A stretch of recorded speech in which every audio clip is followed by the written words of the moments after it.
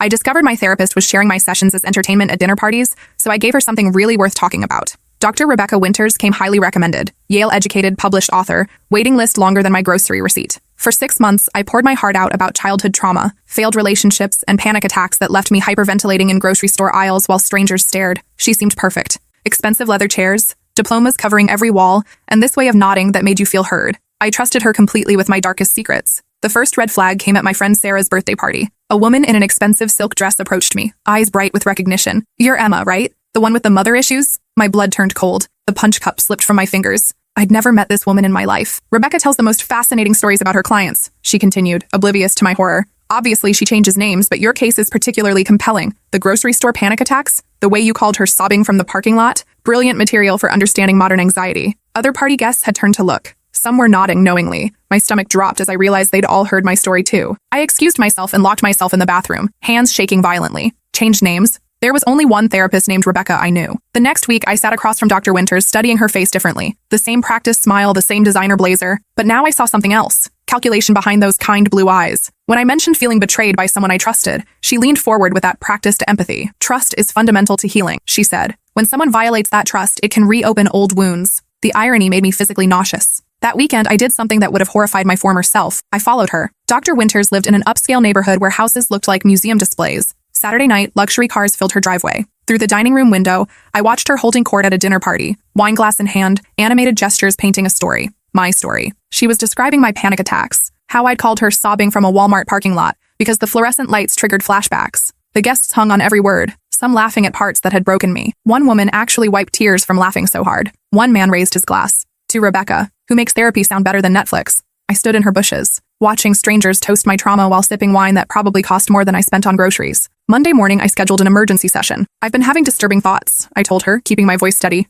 "About revenge fantasies, detailed ones." Her pen moved across the notepad with renewed interest. I could practically see the dollar signs in her eyes. This would make excellent dinner party material. "Tell me more about these fantasies," she said, leaning forward. I took a shaky breath, channeling every acting class I'd taken in college. I keep imagining what I'd do to someone who betrayed my trust. Someone who pretended to care about me but was actually using me. For the next 45 minutes, I spun elaborate tales of revenge involving public humiliation and career destruction. She took notes furiously, occasionally asking for clarification on the more creative details. "This level of planning is concerning," she said as our session ended. "We should explore this anger next week." I scheduled another appointment and left, knowing exactly what she'd be discussing at her next dinner party. The irony was delicious. She was so eager to harvest my fake revenge fantasies that she completely missed the real revenge plot unfolding right in front of her perfectly sculpted face. That night, I started planning for real. First, I needed concrete proof. All I had was secondhand accounts from strangers at a party and my own observations through her window. A licensing board would need more than that. I contacted my friend Marcus, who worked in IT security for a major corporation and had a side business helping people with technology problems that weren't always strictly legal. "I need help with a project," I told him over coffee at a small cafe downtown, choosing my words carefully. "Someone has been sharing private information about me without consent. I need to document it happening." Marcus was a tall, skinny guy with thick glasses who looked more like a librarian than someone who could hack into Pentagon servers before breakfast. He studied my face for a long moment, his dark eyes serious behind the wire-rimmed frames. "What kind of private information?" he asked quietly, leaning forward across the small table. "Medical? Therapy sessions? HIPAA violation stuff?" His expression hardened immediately. Marcus had been in therapy himself after a messy divorce that had left him emotionally devastated, and the idea of someone violating that sacred trust clearly struck a deep nerve. "That's seriously fucked up," he said, pushing his glasses up his nose with barely controlled anger. "What do you need?" Within 2 days, he'd provided me with a collection of tiny recording devices that looked like everyday objects. Phone chargers, pens, picture frames, even a fake plant that could sit innocuously on a shelf. The technology was remarkable. Each device could record crystal clear audio within a 15-foot radius for up to 72 hours and automatically upload to a secure cloud server that couldn't be traced back to me. "These are completely legal as long as you're recording conversations you're a party to," Marcus explained as he showed me how to operate them in his cluttered apartment. "Patient has every right to record their own therapy sessions. It's the therapist who's breaking the law by sharing that information with third parties." He also provided me with a detailed explanation of federal HIPAA laws, state privacy regulations, and professional ethics codes that governed mental health practitioners. The violations Dr. Winters was committing weren't just unethical. They were serious federal crimes that could result in years in prison and hundreds of thousands of dollars in fines. During my next session, I arrived early and asked to use the restroom. While Dr. Winters reviewed her notes in her office, I quickly plugged one of the phone charger devices into the wall outlet behind her leather chair. The tiny indicator light showed it was already recording everything within range. I spent that session describing even more elaborate revenge fantasies, including specific details about how I'd document someone's professional misconduct, gather evidence of their violations, and systematically report them to every relevant licensing board and professional organization. Dr. Winters seemed particularly interested in that part. asking detailed questions about my imaginary evidence-gathering process with an enthusiasm that made my skin crawl. "It's interesting how methodical your fantasy planning has become," she observed, her pen moving rapidly across the expensive paper. "This suggests a highly organized personality responding to feelings of powerlessness with detailed control fantasies.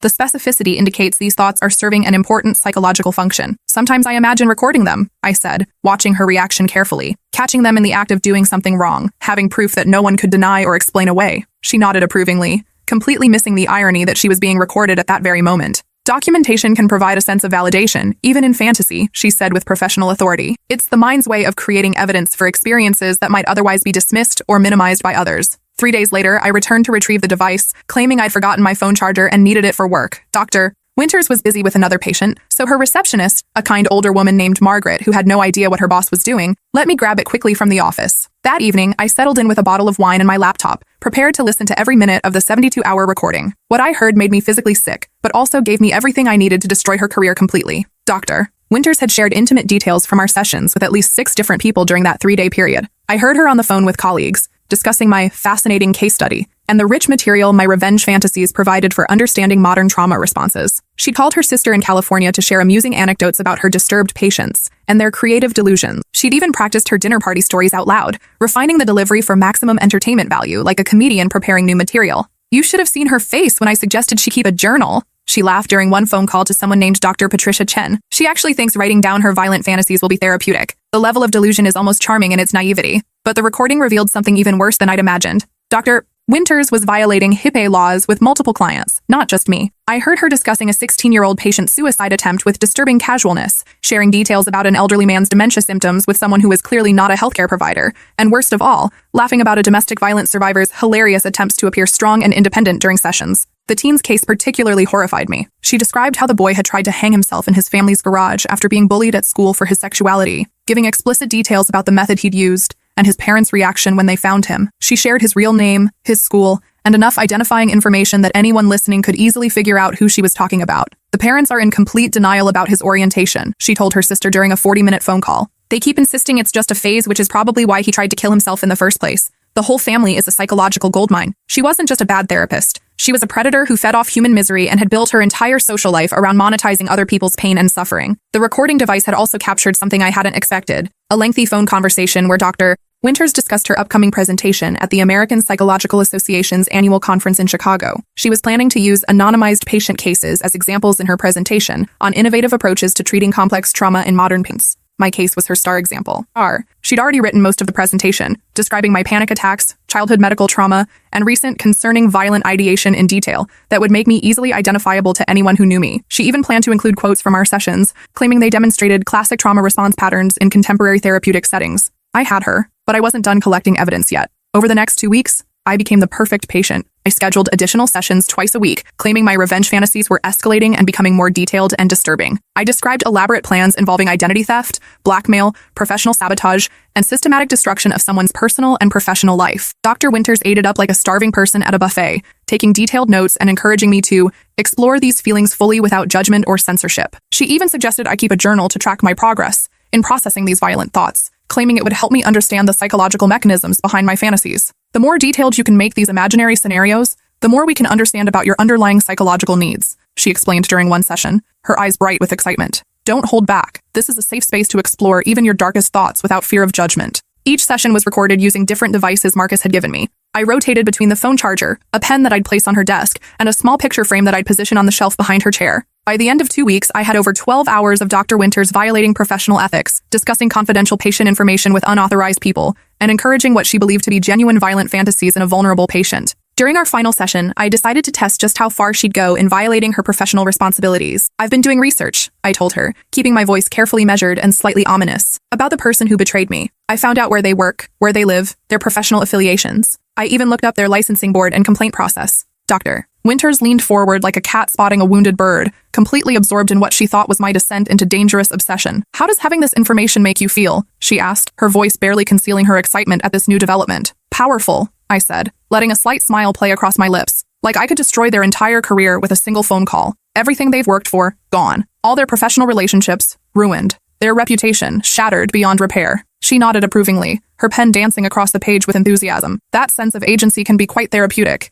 Even if you never act on these feelings, she said, completely missing the fact that she was encouraging potentially dangerous behavior. The fantasy of control often helps trauma survivors process feelings of powerlessness. But what if I did act on it? I asked, tilting my head in a perfect imitation of her own mannerism. Hypothetically, of course. What if I actually reported them for professional misconduct? Would that be morally wrong, even if they deserved it? Dr. Winters actually smiled, a cold, calculating expression that looked nothing like the warm empathy she usually performed for her patients. Sometimes people need to face consequences for their actions, she said, her voice taking on an almost predatory quality. If someone is genuinely harming others through professional misconduct, reporting them could actually protect future victims. The greater good sometimes requires individual sacrifice. I nodded thoughtfully, as if processing this profound wisdom from my trusted therapist. You're absolutely right, I said. Some people do need to face consequences for their actions. It's almost like a moral obligation to make sure they can't hurt anyone else. She beamed at me like a proud teacher whose student had finally grasped a difficult concept. Exactly. You're developing a much healthier perspective on justice and accountability. This represents significant progress in your healing journey. That night, I worked until 3 a.m. compiling everything into a comprehensive case file. 12 hours of audio recordings,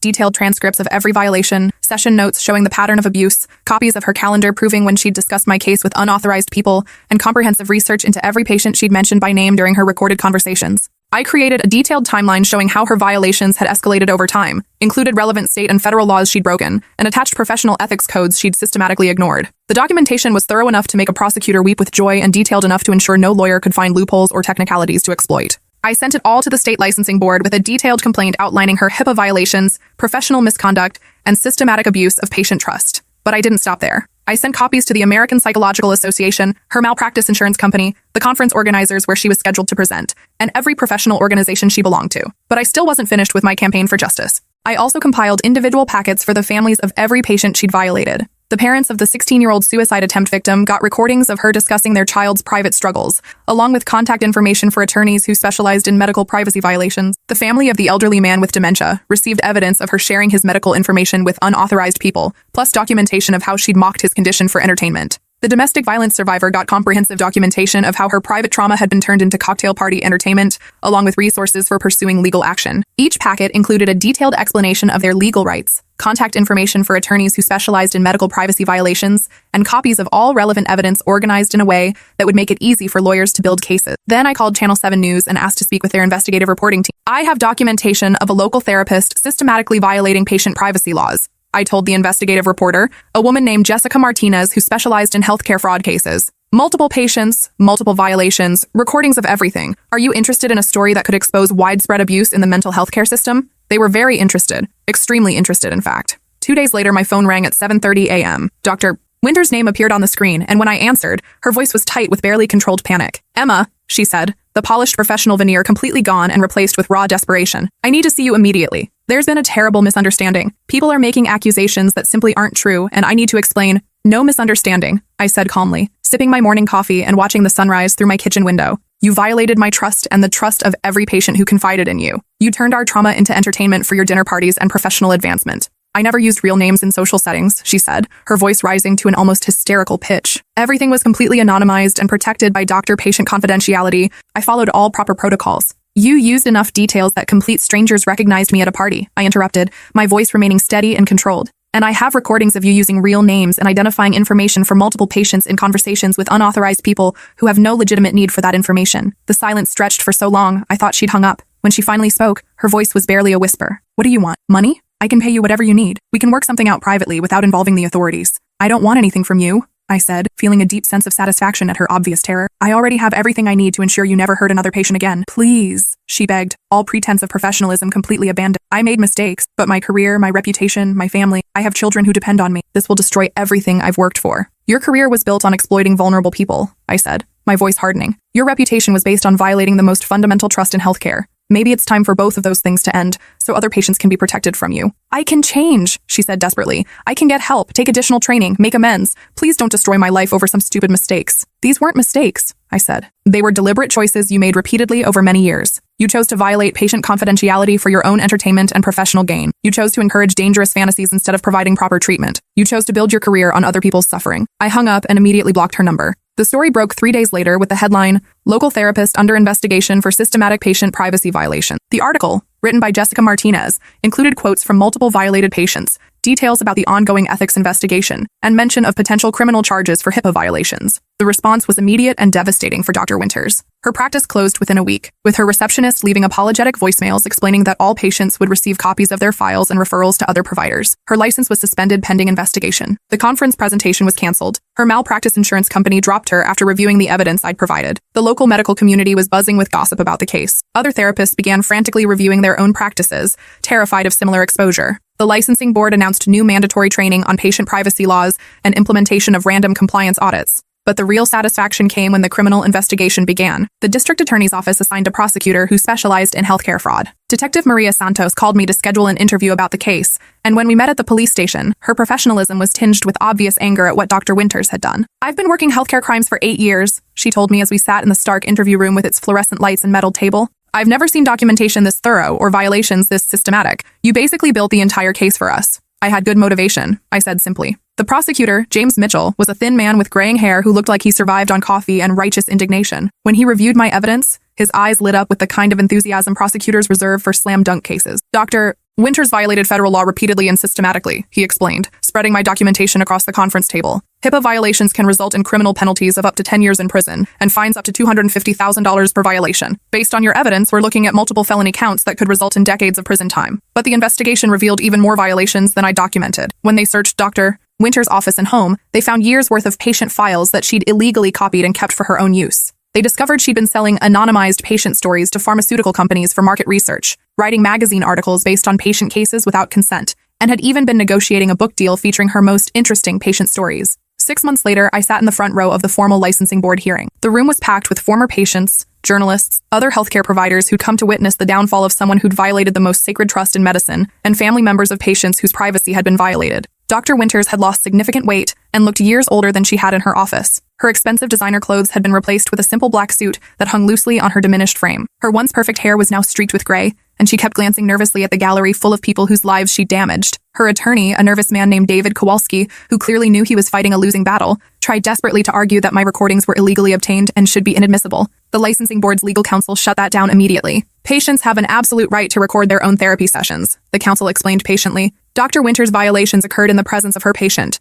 making all recordings completely legal and admissible under both state and federal law. When they called my name to testify, I stood up slowly, feeling the weight of every violated patient's hopes for justice on my shoulders. "Dr. Winters once told me that trust is fundamental to healing," I began, my voice carrying clearly through the silent room. She was absolutely right. When someone violates that trust, especially someone in a position of power and authority, it can reopen old wounds and create new trauma. But sometimes it can also give you the strength and determination to make sure they never hurt anyone else. I presented my evidence methodically, walking the board through 12 hours of recordings that documented systematic violations spanning multiple patients over several years. I showed them how she'd used our most vulnerable moments as entertainment, how she'd built professional presentations around our private struggles, how she turned our healing process into her personal profit center. The board members' faces grew increasingly grim as they listened to recording after recording of Dr. Winters laughing about patient traumas, sharing identifying information with unauthorized people, and treating confidential medical information like gossip to be traded for social currency. Dr. Winters' attorney tried to cross-examine me, suggesting that I'd entrapped his client by fabricating elaborate revenge fantasies specifically to provoke her violations. "So you admit you deliberately created fictional content designed to manipulate Dr. Winters into committing violations?" he asked, clearly thinking he'd found a weakness in my case. I smiled calmly, having anticipated this line of attack. "I told Dr. Winters exactly what she wanted to hear. Stories she could turn into entertainment for her dinner parties," I said. The fact that she encouraged and documented what she believed to be genuine violent fantasies, instead of properly treating them or referring me for appropriate care, only proves how unfit she is to practice therapy. The attorney's face fell as he realized his question had only made things worse for his client. Other patients testified about their own violations. Dr. Winters' former colleagues testified about suspicious conversations and inappropriate disclosures they'd witnessed but failed to report. Even her receptionist, Margaret, testified about the steady stream of personal calls where private patient information was discussed openly. The hearing lasted 3 days, with testimony from over 20 witnesses and presentation of hundreds of pieces of evidence. Dr. Winters herself never took the stand. On advice of her attorney, who knew that anything she said could be used against her in the pending criminal case, the board deliberated for 2 hours. Dr. Rebecca Winters' license was permanently revoked. She was ordered to pay fines totaling $75,000 to the state board and faced additional criminal charges for HIPAA violations that could result in prison time and federal fines exceeding $2 million. As we left the hearing, she approached me in the hallway. Her eyes were red-rimmed and desperate, her previously perfect appearance completely disheveled. "I hope destroying my life was worth your moment of revenge," she said bitterly, her voice shaking with rage and desperation. I looked at her calmly, feeling nothing but cold satisfaction and complete vindication. "I didn't destroy your life," I said. "Your choices destroyed your life. I just documented them and made sure the people you hurt knew what you'd done to them. You were supposed to be my patient, not my judge and jury. You're right. I was supposed to be your patient. But you turned me into your entertainment instead. You had a choice every single time you shared my private information. You chose to violate my trust for your own amusement." Her face crumpled as the full weight of her situation finally hit her. "I never meant for anyone to get hurt. It was just, people liked the stories. It made me popular at parties. I felt important. You felt important by making other people's pain into your personal comedy show," I said. "Every laugh you got was at the expense of someone who trusted you with their deepest trauma." A year later, I received a call from Detective Santos with the final update on the criminal case. Dr. Winters had pleaded guilty to 12 felony counts of HIPAA violations to avoid a trial that would have resulted in even harsher penalties. She'd received 3 years in federal prison and been ordered to pay restitution totaling $1.8 million to her victims.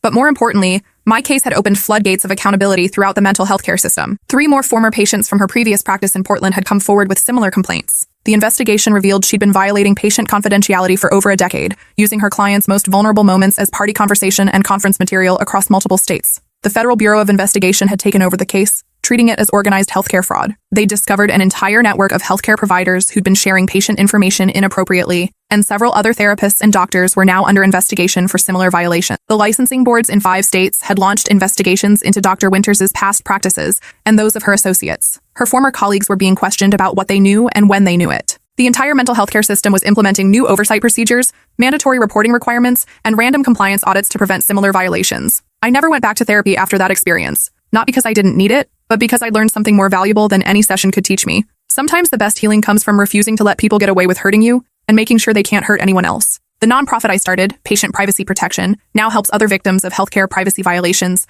navigate the legal system and fight back against providers who abuse their trust. We've helped secure convictions against 12 healthcare providers and recovered over $5 million in damages for violated patients. Last month, I was invited to speak at the American Psychological Association's annual conference, the same conference where Dr. Winters had planned to present my case as entertainment. I stood at the podium where she would have stood and told the real story of what happens when healthcare providers violate patient trust. The audience was silent throughout my presentation. When I finished, they gave me a standing ovation that lasted 5 minutes. After my speech, a young woman approached me. She was crying. My therapist shared my eating disorder story at her book club, she said. "I thought I was crazy for being upset about it. Thank you for showing me I wasn't wrong to feel violated." I gave her my card and connected her with one of our attorneys. Some people collect stamps. Some people collect coins. Some people collect vintage wine or rare books. Dr. Rebecca Winters collected other people's pain and trauma, hoarding our most vulnerable moments like trophies to be displayed for social currency. But I collected something much more valuable: justice, accountability, and the satisfaction of knowing that a predator could no longer hurt the people who trusted her most. The best part? Every time someone Googles her name now, they find articles about her crimes.